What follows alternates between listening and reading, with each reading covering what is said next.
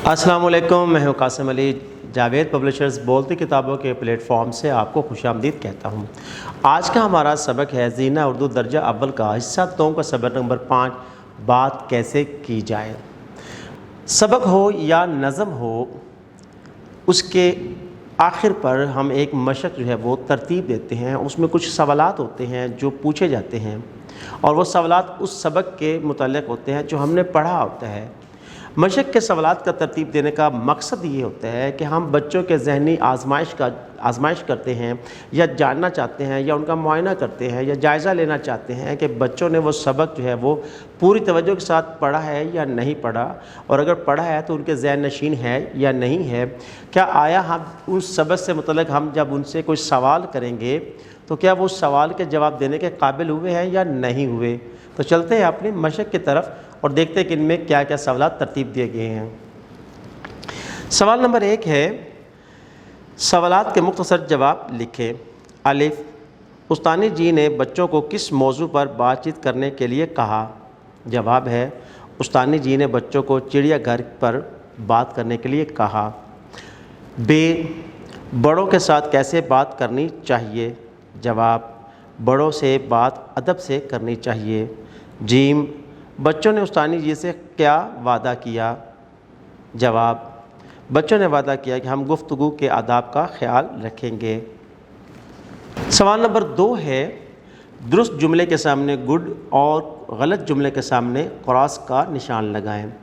الف، کمرہ جماعت میں سارے بچے بہت خوش تھے، درست۔ ب، سب بچوں نے باری باری بات شروع کی، غلط۔ ج، ہمیشہ سچ بولنا چاہیے، درست۔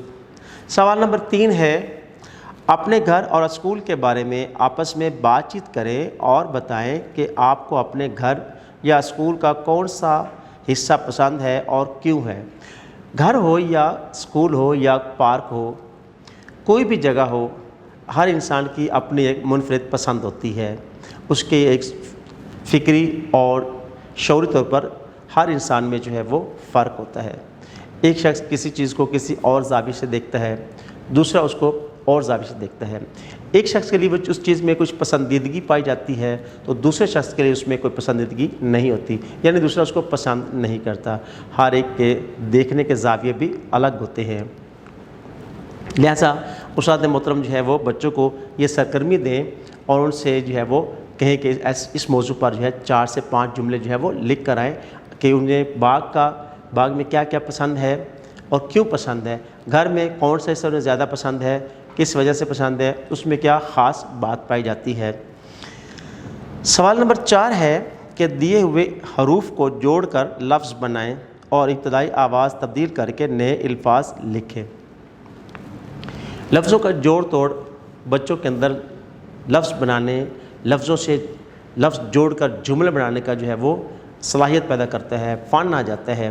تو یہ مشق جو ہے بار بار جو ہے کلاس میں کروانی چاہیے۔ اساتذہ کرام کو چاہیے کہ بورڈ پر جو ہے وہ مختلف جو ہے وہ لفظوں کے توڑ کریں اور بچوں سے کہیں کہ ان کے جوڑ کریں، اور پھر جو ہے لفظ جوڑ اور اس کے بعد اس کا توڑ کروائیں، تاکہ بچے کو پتہ چل جائے کہ اس میں کیا کیا حروف جو ہے وہ شامل ہیں اور ایک لفظ جو ہے وہ کتنے حروف سے وہ ہے وجود میں آیا یا بنا ہے۔ ویڈیو دیکھنے کا بہت بہت شکریہ۔ اپنا بہت سارا خیال رکھیں، جڑے رہیں بولتی کتابوں کے ساتھ۔